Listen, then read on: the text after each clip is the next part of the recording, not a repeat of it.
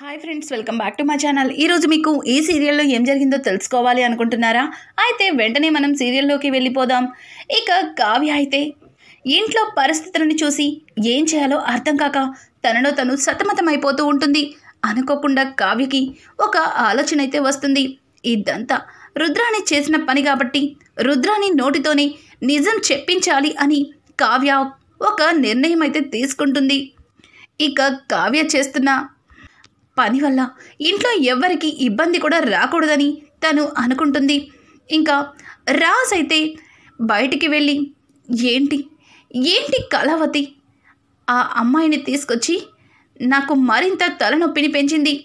ఈ బిడ్డ తల్లి మాయ ఎక్కడ ఉందో, అసలు ఆ అడ్రస్లో ఎందుకు లేదు, తను ఎందుకని ఎవ్వరికి కనిపించకుండా మరుగైపోయింది అని చెప్పి రాజ్ అయితే ఇక మాయ కోసం ఆలోచిస్తాడు. ఇదంతా ఇలా ఉండగా ఇంకా కళ్యాణ్ అయితే అప్పు దగ్గరకైతే వస్తాడు.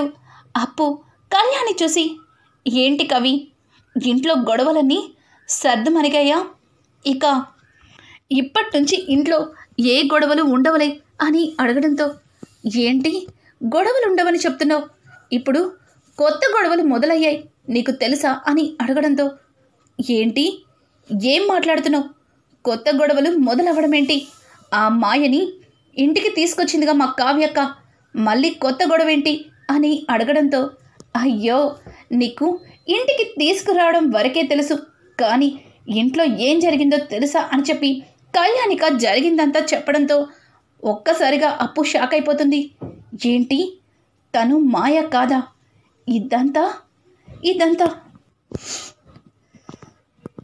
నిజమా అని అడగడంతో అవునప్పు అంతా నిజం, ఆ వచ్చిన అమ్మాయి మాయ కానే కాదు, తను అన్నయ్య వల్లే బిడ్డని కన్నానని అందరి ముందు చెప్పింది.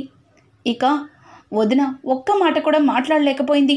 తను మాయ కాదన్న నిజాన్ని వదిన అందరి ముందు ఎందుకు బయట పెట్టలేదో నాకు ఇప్పటికీ అర్థం కావట్లేదు అని కళ్యాణ్ చెప్తుంటే ఇక అప్పు తన మనసులో బయట పెడితే ఎక్కడ మళ్ళీ వాళ్ళ మావయ్య గారి పరువు బజారున పడుతుందేమో అని కావ్యక్క సైలెంట్గా నోరు మూసుకొని ఉండిపోయిందనమాట. అంటే మరి మాయ ఏమైనట్టు, ఈ కొత్త వ్యక్తి అసలు ఎవరు అని చెప్పి అప్పు అయితే వెంటనే కావ్యకి ఫోన్ చేద్దామని పక్కకైతే వస్తుంది.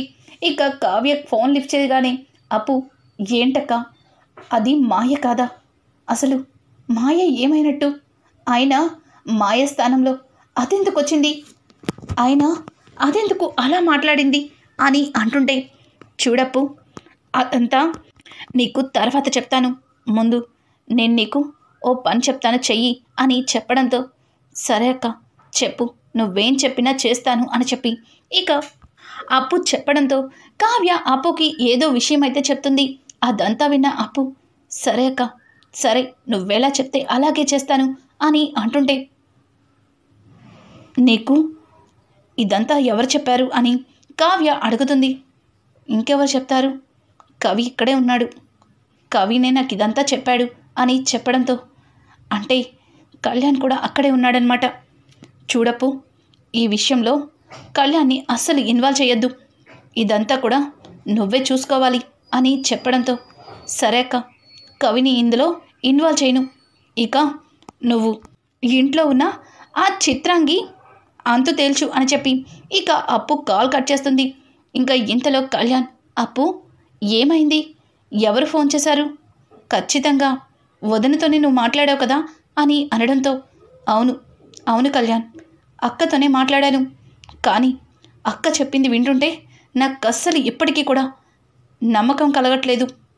అయితే అసలు ఆ బిడ్డ తల్లి మాయ ఏమైనట్టు, ఎక్కడ ఉన్నట్టు అని చెప్పి ఇక కళ్యాణ్ మాట్లాడుతుంటే చూడు కవి, అదంతా నేను చూసుకుంటాను, ముందు నువ్వు ఇంట్లో నీ భార్య గురించి ఆలోచించు అని అంటుంటే అప్పు నువ్వు కూడా అలాగే మాట్లాడతావా, నువ్వు కూడా అలా మాట్లాడుతుంటే బాధగా ఉంది అప్పు అని అంటుంటే చూడు కవి, నువ్వు అనామికని ప్రేమించి పెళ్లి చేసుకున్నావు, కోపంలో తనేదో నిన్ను అనొచ్చు, అలా అని తాళి కట్టిన భార్యని దూరం చేసుకోకూడదు, సరేనా, సరే ఇక నేను బయలుదేరుతాను అని చెప్పి అప్పు అక్కడి నుంచి వెళ్తుంది.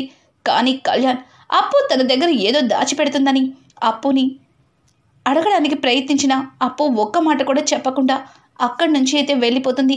ఇంకా ఇంటి దగ్గర కావ్య అయితే అది చిత్ర అని, కావాలని ఇదంతా రుద్రాణి వేసిన ప్లాన్ అని, రుద్రాణి నోటితో ఎలా చెప్పించాలా అని ఆలోచిస్తూ ఉండగా ఇంతలో ఆ చిత్ర టీని కలిపి ఇంట్లో అందరికీ ఇవ్వబోతుంది.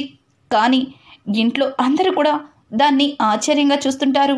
ఇక పెద్దావిడికి టీని ఇస్తుంటే ఇందిరాదేవి, చూడమ్మా, నాకు కావ్య ఇస్తేనే తాగుతాను, కావ్యని నాకు ఎలా కావాలో అలా కలిపి ఇస్తుంది అని చెప్పడంతో ఆ మాయ స్థానంలో ఉన్న చిత్ర, అమ్మమ్మ గారు, నేను కూడా కాఫీ చాలా బాగా కలుపుతాను, ఒక్కసారి తాగి చూడండి అని అడగడంతో, చూడు, అంత బాగా కలిపితే అన్నీ ఒక జార్లో పోసుకొని నువ్వే తాగు, ఎందుకు అమ్మమ్మ గారిని ఇబ్బంది పెడతావు, వెళ్ళు అని చెప్పి స్వప్న గట్టిగా కేకలేస్తుంది. స్వప్న మాటలకి పక్కనే ఉన్న రుద్రాణి అయితే, స్వప్న, నీకెందుకు, నువ్వు నోరు మూసుకో అని అంటుంటే, ఏంటి అక్కడ రావాల్సిన సౌండ్స్ ఇక్కడ వస్తున్నాయి, అక్కడ అంటుంటే ఇక్కడేంటి బాధ కలుగుతుంది, కొంపతీసి నీకు ఈ మాయకి ఏదైనా అని అంటుంటే, ఏ స్వప్న, ఏం మాట్లాడుతున్నావు, నేను కూడా తనని ఇప్పుడే చూశాను, ఆయన తనకి సపోర్ట్ చేసినంత మాత్రాన తను నా మనిషి అయిపోతుందా అని చెప్పి అక్కడి నుంచి రుద్రాణి లేచైతే వెళ్ళిపోతుంది. ఇక తనైతే అపర్ణదేవికి కాఫీ ఇవ్వబోతుంటే ఇంతలో కావ్య కూడా 2 కప్పులతో అపర్ణదేవికి కాఫీ ఇవ్వబోతుంది.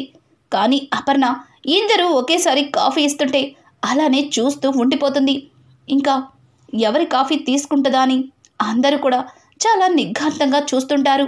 ఇక అపర్ణ అయితే కావ్య తెచ్చిన కాఫీని తీసుకోకుండా మాయాస్థానంలో ఉన్న చిత్ర తెచ్చిన కాఫీని తీసుకుని తాగుతూ ఉంటుంది. ఇంకా ఒక్కసారిగా చిత్ర అయితే తెగ సంబరపడిపోతుంది. కావ్య షాక్ అయిపోయి అలాగే చూస్తుంది.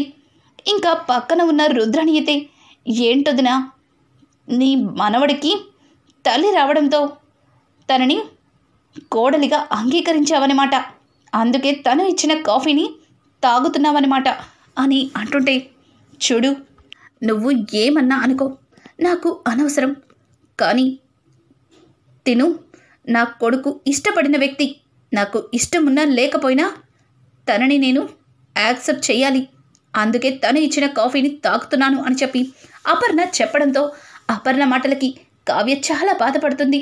మీకు ఎలా చెప్పాలత్తయ్య, ఇది ఒక దొంగని, ఇది కావాలని ఆడుతున్న నాటకమని అని చెప్పి కావ్య చాలా కోపంగా పెద్దావిడికి కాఫీ ఇచ్చి పక్కనే ఉన్న రాజ్కి కాఫీ ఇవ్వకుండానే వెళ్ళిపోతుంది. రాజ్, ఏయ్ కళావతి, నేను తాగలేదు అని అంటుంటే, మీ మాయ ఇస్తుందిలే తాగండి అని అనుకుంటూ కావ్య అక్కడి నుంచి వెళ్ళిపోతుంది. ఇక వెంటనే మాయ కాఫీ తీసుకెళ్లి రాజ్కి ఇవ్వడానికి ప్రయత్నిస్తే రాజ్ ఆ కాఫీ కప్పుని కింద పడేసి అక్కడి నుంచి తన గదిలోకైతే వెళ్ళిపోతాడు. ఇక కావ్య కొద్దిసేపటికి కాఫీ తీసుకుని రాజ్ గదిలోకి అయితే వెళ్తుంది. రాజ్ కావ్యని చూసి, ఏంటొచ్చావు, కింద చేసిన గొడవ సరిపోదా అని అడగడంతో, అది కాదండి, మీ అమ్మగారు తన దగ్గర నుంచి కాఫీ తీసుకునేసరికి కోపం తట్టుకోలేకపోయాను, అందుకే అలా అన్నాను, సారీ అండి అని అంటుంటే, ఏంటి సారీ, అసలు తనని నేను తీసుకొచ్చానా చెప్పు, తనని తీసుకొచ్చి నా నెత్తిన పెట్టి ఇంట్లో అందరి ముందు నా పరువు తీసేశావు, ఇప్పుడు 4 గోడల మధ్యలో సారీ చెప్తున్నావు, అసలు ఇదంతా ఎవరి వల్ల వచ్చింది అని అంటుంటే, సారీ అండి, సారీ, తెలియక చేశాను, ఐఎమ్ సారీ అండి అని చెప్పి కావ్య ఇక రాజ్కి క్షమాపణలు చెప్పి తన చేతిలో కాఫీని పెడుతుంది. ఇక కాఫీ తాగుతూ రాజ్, కమ్మగా ఉంది అని అనడంతో, అవును, నేను తెచ్చిన కాఫీలు కమ్మగానే ఉంటాయి, నేను చేసిన వంటలు బాగానే ఉంటాయి, కానీ నేను మాత్రం మీకు నచ్చను కదా అని చెప్పి ఇంకా కావ్య రాజ్ని అడుగుతుంటే, ఏయ్ మళ్ళీ నువ్వు అక్కడికి తీసుకురావద్దు, అసలు ఏంటి నీ ఉద్దేశం అని అంటుంటే, నా ఉద్దేశం సంగతి పక్కనుంచితే ఇప్పుడు వచ్చిన మాయ నిజంగానే మీ భార్య కావాలని తెగ ప్రయత్నాలు చేస్తుంది, మీరు కూడా దాన్ని రావడంతోనే బెడ్ పైకి లాగారు, ఇక మిగిలింది అని అంటుంటే, ఏయ్ చిచ్చి చిచ్చి చి నోర్మోయ్, అసలు ఏం మాట్లాడుతున్నావు? దాన్ని ఎలా వదిలించుకోవాలో తెలియక నాన్న తిప్పలు పడుతుంటే నువ్వు లేనిపోనివన్నీ క్రియేట్ చేసి నన్ను ఇంకాస్త రెచ్చగొట్టకు, వెళ్ళిక్కడి నుంచి వెళ్ళు అని చెప్పి రాజైతే ఇక కావ్యని చిరాకు పడుతుంటాడు. ఇక కావ్య రాజ్తో, ఏమండి, అది మన రుద్రాణి వాళ్ళ కూతురు రేఖ ఎక్కడ చదువుకుంటుంది అని అడగడంతో ఆ మాటలకి రాజ్, రేఖ లండన్లో కదా చదువుతుంది, అయినా రేఖ గురించి అడుగుతున్నావేంటి? ఇప్పుడు రేఖతో నీకేం పని అని అనడంతో, అది కాదండి, ఒక్కసారి రేఖ నెంబర్ ఇస్తారా అని అడగడంతో, రేఖ నెంబరా? ఇప్పుడు రేఖతో నీకేం పని? అయినా రేఖ నీతో ఎందుకు మాట్లాడుతుంది అని అడగడంతో ఇక వెంటనే కావ్య, అది కాదండి, నేను చేసింది తప్పే. మీకెవ్వరికీ తెలియకుండా ఈ ఇంటికి సంబంధమే లేని, అసలు పరిచయమే లేని ఒక కొత్త వ్యక్తిని తీసుకొచ్చి ఇంట్లో కొత్త తలనొప్పిని రేకెత్తాను. కానీ నా వల్ల వచ్చిన సమస్యని నా వల్లే పోగొట్టాలి కదా, అందుకే చిన్న ప్రయత్నం ప్లీజ్ అని అంటుంటే, సరే కానీ ఎలాగో రేఖ 2 రోజుల్లో ఇండియా వస్తుంది, తను ఎగ్జామ్స్ కంప్లీట్ అయ్యాయంట, ఇక ఉన్నవి సమ్మర్ హాలిడేసే కదా, తను వస్తుందిలే అని చెప్పడంతో, వస్తుందా? సరే వచ్చిన తర్వాత అప్పుడు చెప్తాను అని చెప్పి కావ్య తన మనసులో అనుకుని ఇక అక్కడి నుంచి వెళ్ళిపోతుంది. ఇంకా అనుకున్నట్టుగానే 2 రోజుల తర్వాత రేఖ ఇండియాకైతే వస్తుంది. రేఖ రావడంతోనే అప్పు అలాగే కావ్య రేఖ కోసం ముందుగానే అందరికంటే ఎయిర్పోర్ట్కి అయితే వెళ్తారు. అక్కడ రేఖని కలుస్తారు. రేఖ కావ్యని చూసి చాలా చిరాకు పడుతుంది. ఎంతైనా తను రుద్రాణి కూతురు, కావ్యతో ఎందుకు మాట్లాడుతుంది, కావ్యతో ఎందుకు ప్రేమగా ఉంటుంది? ఇక కావ్య అయితే, ఏంట్రేఖ నన్ను చూసి అంత ఇబ్బంది పడుతున్నావు? ఏ నాతో మాట్లాడకూడదా? నేను స్వయాన మీ బావకి భార్యని అని అంటుంటే, చూడు, నువ్వంటే బావకి ఇష్టముండదు, నాకు ఇష్టముండదు, నువ్వంటేనే నాకు అసహ్యం. అయినా నన్ను రిసీవ్ చేసుకోవడానికి మమ్మీ రాకుండా నిన్నెందుకు పంపించింది అని చెప్పి కావ్య చాలా చిరాకు పడిపోతూ ఇక తన లగేజ్ని తీసుకొని అక్కడి నుంచి వచ్చేస్తుంటే ఇక కావ్య అయితే, ఆగు, ఏంటి మాట్లాడుతుంటే అలా వెళ్ళిపోతున్నావు? నీకు కూడా మీ యమ్మకి ఉన్నంత పొగరు బాగా ఉన్నట్టుంది అని అంటుంటే, ఏయ్ అసలు నువ్వంటేనే నాకు ఇష్టం ఉండదు, పైగా నన్ను రిసీవ్ చేసుకోవడానికి నువ్వు రావడం అనేది అసలు నేను జీర్ణించుకోలేకపోతున్నాను. పైగా నువ్విప్పుడు కొత్త నాటకాలు ఆడుతున్నావేంటి, నీ ఇష్టం వచ్చినట్టు మాట్లాడుతున్నావేంటి అని చెప్పి రేఖ కావ్య మీద విరుచుకుపడుతుంది. ఇంకా కావ్య అయితే, సరే ఎన్ని రోజులు లండన్లో చదువుకోవడానికి వెళ్ళావా, లేకపోతే సుకుమార్తో ప్రేమ రామాయణం నడపడానికి వెళ్ళావా అని అనడంతో ఒక్కసారిగా రేఖ షాక్ అయిపోతుంది. ఇదంతా కావ్యకి ఎలా తెలుసు అన్నట్టుగా కావ్య వైపు తెల్లబోయి చూస్తుంది. ఇక కావ్య అయితే అలాగే రేఖతో సుకుమార్ దిగిన కొన్ని ఫొటోస్ని రేఖకే చూపిస్తుంది. ఆ ఫొటోస్ చూసి రేఖ షాక్ అయిపోతుంది. కావ్య ప్లీజ్ కావ్య, ఆ ఫొటోస్ని నాకు ఇచ్చేసి, మమ్మీ చూసిందంటే నన్ను చంపేస్తుంది. అసలే మమ్మీకి పేదవాళ్ళన్నా అలాగే డబ్బు లేదని తెలిసినా అస్సలు తట్టుకోలేదు. తనని నేను కాలేజ్ డేస్ నుంచి ప్రేమిస్తున్నాను. ఇప్పుడు ఇండియా రావడానికి కారణం కూడా తనే. తను లేకపోతే నేను బ్రతకలేను అని చెప్పి ఇంకా కావ్యతో రేఖ అంటుండగానే వాళ్ళు అనుకున్నట్టుగానే ఆ సుకుమార్ అక్కడికి వస్తాడు. ఇక రేఖని చూసి, హాయ్ రేఖ డార్లింగ్, వచ్చేసావా? నీకోసం 1000 కళ్ళతో ఎదురు చూస్తున్నాను, ఇక ఇక్కడే ఉండిపోతావా అని చెప్పి అక్కడే ఉన్న కావ్య అలాగే అప్పులను వదిలేసి రేఖ దగ్గరికి వెళ్ళి చాలా క్లోజ్గా మాట్లాడుతుంటాడు. ఇక పక్కనే ఉన్న కావ్య అయితే, సుకుమార్ నువ్వేం కంగారు పడకు, మీ ఇద్దరి పెళ్ళి నేను చేస్తా అన్నాను కదా అని చెప్పడంతో, థ్యాంక్ యూ అండి, ఖచ్చితంగా మీరు చేస్తారని నాకు మీ మీదే నమ్మకం ఉంది, అందుకే రేఖకి నాకు ఉన్న రిలేషన్ గురించి మీకు చెప్పాను అని చెప్పి ఇక సుకుమార్ అయితే రేఖ ముందు కావ్యతో చెప్పడంతో కావ్య ఒక్కసారిగా షాక్ అయిపోతుంది. ఏంటి సుకుమార్, ఏం చేస్తున్నావు? తనెవరో కాదు, స్వయాన మా రాజ్బావకి వైఫ్ అని అంటుంటే తెలుసు తెలుసు రేఖ, అంతా తెలుసు.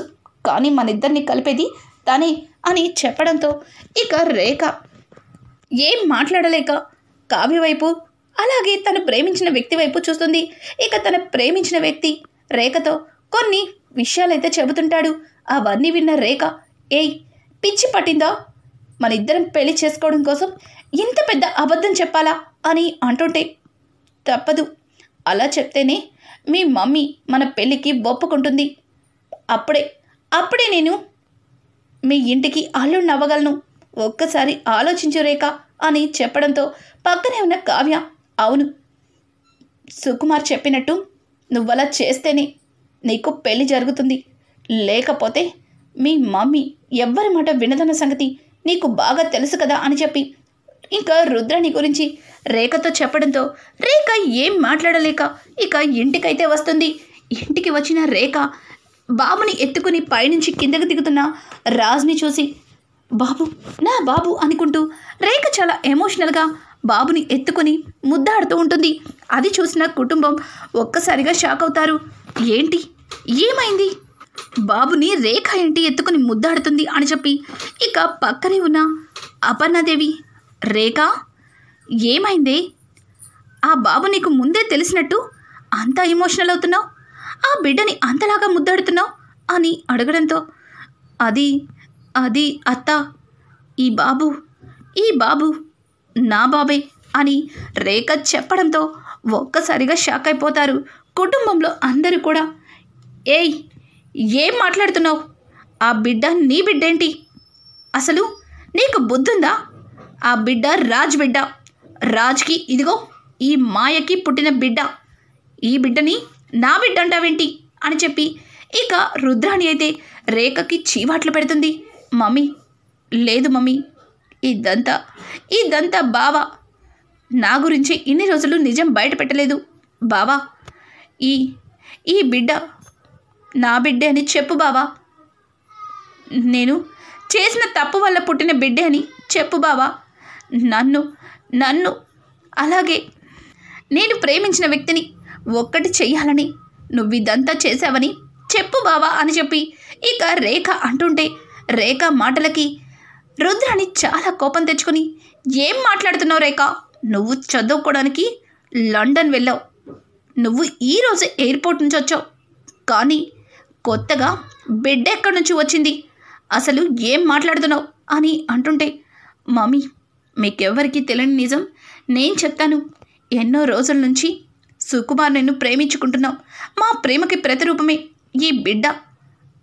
అలాగే ఈ బిడ్డ కడుపులో ఉందన్న సంగతి తెలిసిన మరుక్షణమే మేమిద్దరం పెళ్లి చేసుకోవాలనుకున్నాం. కానీ తను కొన్ని కారణాల వల్ల నేను చదువుల కోసం లండన్కి వచ్చేశాను. తరువాత ఈ బిడ్డని బావకి అప్పగించి జాగ్రత్తగా చూసుకోమని చెప్పాను అని చెప్పి ఇక రేఖ అచ్చం కావ్య ఆడమన్నట్టుగానే నాటకాన్ని మొదలుపెట్టింది. ఇక రుద్రాణికైతే విపరీతమైన కోపం వచ్చేస్తుంది. అసలు ఏంటి ఇదంతా ఏంటి? ఏయ్ అసలు ఏం మాట్లాడుతున్నావు అని అంటుంటే పక్క నుంచి మాయ రేఖ గురించి అసలు రుద్రాణి ఏమాత్రం చెప్పలేదు కాబట్టి తను ఎవరో కొత్త వ్యక్తి కావాలని ఆ బిడ్డను తన బిడ్డ అంటుందేమోనని ఇక మాయ ఇన్వాల్వ్ అయ్యి, చూడు రేఖ, నువ్వెవరో నాకు తెలీదు, కానీ ఈ బాబు నా బాబు, నాకు రాజ్కి పుట్టిన బాబు. నువ్విప్పుడు వచ్చి ఈ బిడ్డకి తల్లంటే ఎవరు నమ్మేస్తారనుకుంటున్నావు అని అనడంతో ఇక రేఖ అయితే, ఎవరు నువ్వు? నా బిడ్డని పట్టుకొని నీ బిడ్డ అంటున్నావు, వెళ్ళి ఇక్కడి నుంచి అని చెప్పి ఇక రేఖ తనని వెనక్కి గెంటుతుంటే ఇంకా మాయ, ఏంటి నా మీదే చెయ్యేస్తావా అని చెప్పి రేఖ మీదకి చెయ్యెత్తుతుంది. ఇక రుద్రానికి విపరీతమైన కోపం వచ్చి మాయ చెంప మగలగొడుతుంది. నువ్వు కేవలం డబ్బు కోసం ఈ ఇంటికి వచ్చావు, ఇప్పుడు నా కూతురు మీద చెయ్యెత్తుతావా? చంపేస్తాను. నీకు ఇచ్చిన క్యారెక్టర్ ఏంటో అది మాత్రమే చెయ్యి అని చెప్పి రుద్రాణి నోటితోని ఇక ఆ మాయ ఒక అబద్ధపు వ్యక్తిని డబ్బు కోసమే ఇదంతా చేస్తుందని ఇక రుద్రాణిని అందరి ముందు నిజాన్ని అయితే ఒప్పుకుంటుంది. అది విన్న కుటుంబం ఒక్కసారిగా షాక్ అవుతుంది. ఇక రేఖ ఆడిన నాటకాన్ని కావ్య అందరి ముందు బయట పెడుతుంది. అది తను ఆడిచ్చిన నాటకమే అని చెప్పడంతో అందరూ కూడా షాక్ అయిపోతారు. ఇక మాయ నాటకాన్ని రుద్రాని నోటితోనే కావ్య చాలా తెలివిగా బయట పెట్టించింది. ఇంకా రానున్న ఎపిసోడ్స్ మరింత ఇంట్రెస్టింగ్గా మారబోతున్నాయి. కానీ బాబుకి తల్లి మాత్రం ఎక్కడ ఉంది అన్నది క్వశ్చన్ మార్కుగానే మిగిలిపోతుంది. ఇంకా రానున్న ఎపిసోడ్స్ అయితే మరింత ఇంట్రెస్టింగ్గా మారబోతున్నాయి. ఈ వీడియో మీకు నచ్చినట్టయితే లైక్ చేసి సబ్స్క్రైబ్ చేసుకోవడం మాత్రం మర్చిపోకండి. Thanks for watching.